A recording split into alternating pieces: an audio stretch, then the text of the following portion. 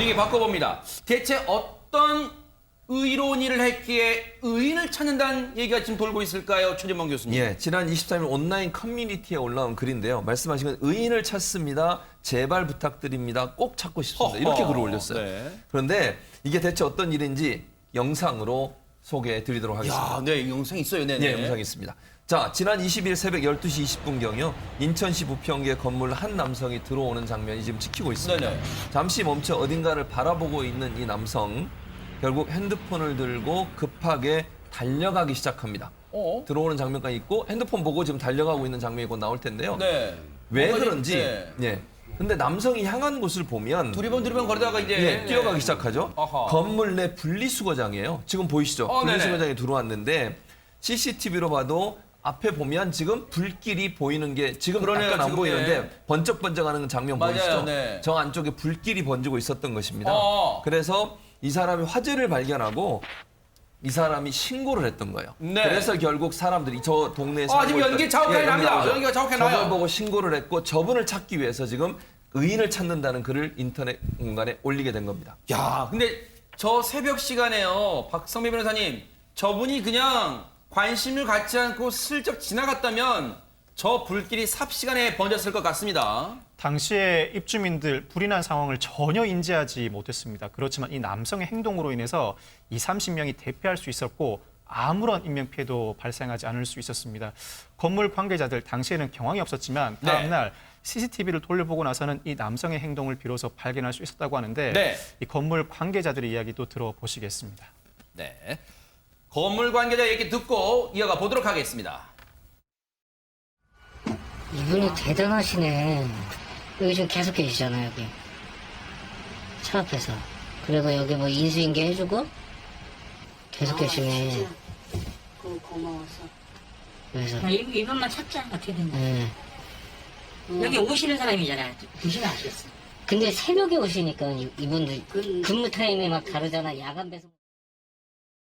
그런데 지금 얘기를 들으니까 이분을 의인이라고 부르는 이유는 단순히 불 난 것만 신고해서 그런 건 아닌 것 같습니다. 김유진 아나운서. 맞습니다. 뿐만 아니라 이 남성은요, 화재가 발생한 이 건물에서 기다리면서 신고를 한 이후에 기다리면서 소방대원이 올 때까지 본인이 직접 불을 끄려는 시도까지 했다는 그래요? 점입니다. 이 당시 상황이 담긴 영상 함께 보면서 설명해 드리겠습니다. 네, 화재를 발견한 남성이 지금 가장 먼저 119에 신고를 한 것으로 지금 이 행동을 시작을 하고 있습니다. 그런데요, 문제는 불길이 신고를 한 이후에 이 소방대원을 기다리는 동안 점점 거세지고 연기가 자욱해지고 그러니까요, 저 불길 있는 보세요. 아이고. 네, 상황이라는 것이었습니다. 이 남성이 자세히 보니까 지금 휴대용 소화기를 손에 들고 있는데요. 그래서 소방대원이 오기 전까지 직접 이 소화기를 분사하면서 불길을 잡으려는 시도를 했던 겁니다. 소방 그러네요. 관계자에 따르면요, 이 남성이 먼저 신고를 한 이후에 차에 있던 이 차량 소화기로 자체 진화를 시도했던 것 같다라는 그런 얘기도 하시기도 했는데요. 네. 잠시 후 지금 소방차가 도착을 한 모습이죠. 그리고 나니까 소방대원에게 자초지종을 직접 설명을 해주시고요. 네. 이 소방대원들이 불을 다 끄는 것을 확인할 때까지 현장을 계속 지키고 있었다고 합니다.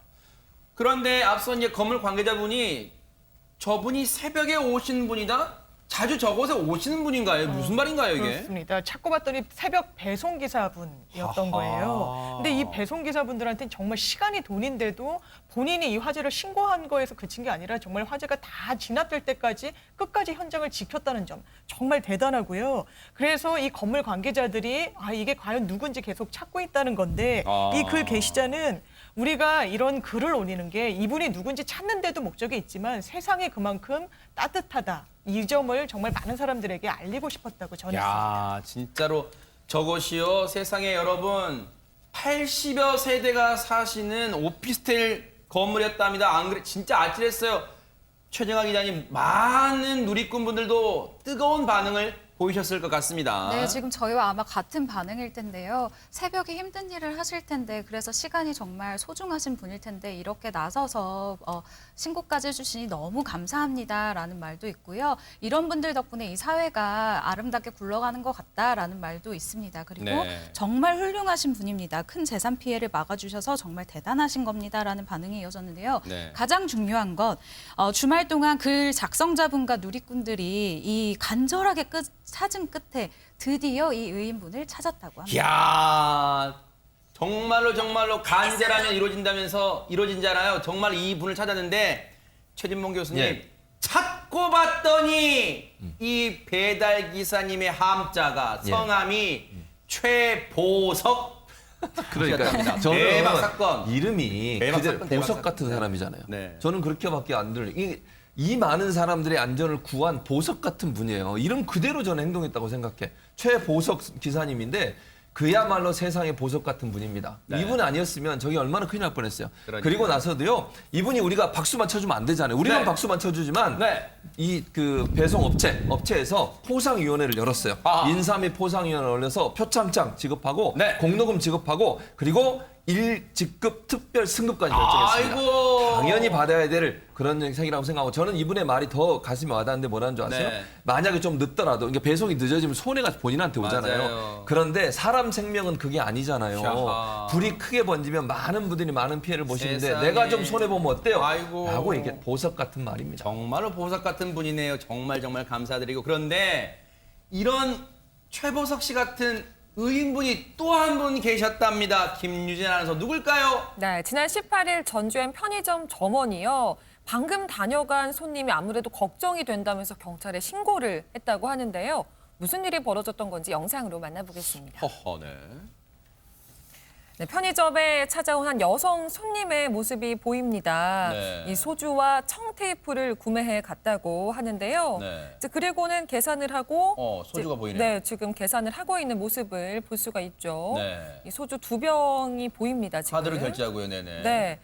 봉지에 담아서 그렇게 해서 나가는 모습까지를 볼 수가 있는데 뭐 여기까지는 그냥 일반적으로 물건 그냥 구매네요. 물건 구매하는 것 아닌가 이렇게 생각할 수 있잖아요. 네. 그런데 이후 직원은요 뭔가 걱정이 된다고 생각을 하고서 경찰에 신고 전화를 했다고 하는데 아하. 무슨 일이 벌어진 건지는 이후에 상황 설명을 좀 더 들어보시죠. 아니, CCTV 상황을 보면 박성배 변호사님 그저 소주에다가 뭐 어떤 물건 산 것 같은데 뭐가 꺼림칙해서 신고를 했을까요, 경찰에? 알고 보니 이 손님 10분 전에도 이 편의점을 찾아왔습니다. 이때 이 손님이 사려고 했던 물건은 번개탄이었는데 아이고. 직원은 우리는 번개탄을 팔지 않습니다라고 답변했답니다. 그냥 돌아갔던 손님 10분 뒤에 다시 편의점을 찾습니다. 그리고 이번에는 소주와 청테이프를 사서 가지고 나가니 이상함을 직감한 직원이 곧바로 경찰에 신고를 한 것입니다. 정말 이 물품만 봐도, 품목만 봐도 걱정되는 상황입니다. 장현미 변호사님. 그렇습니다. 그래서 이 편의점 직원이 기지를 발휘해서 일단 경찰한테 신고를 해서 경찰이 출동을 했는데요. 그 손님은 이미 편의점을 떠난 뒤였습니다. 아이고. 그러면 이걸 어떻게 할까 해서 편의점 직원이 다시 한번 기지를 발휘해서 이 손님이 결제를 하고 간 신용카드 회사로 전화를 합니다. 아하. 그러면서 이 손님 아무래도 이상한데 계산을 잘못한 것 같으니 우리 편의점으로 좀 전화 좀 하게 조치 좀 취해달라라고 요청을 하는 겁니다.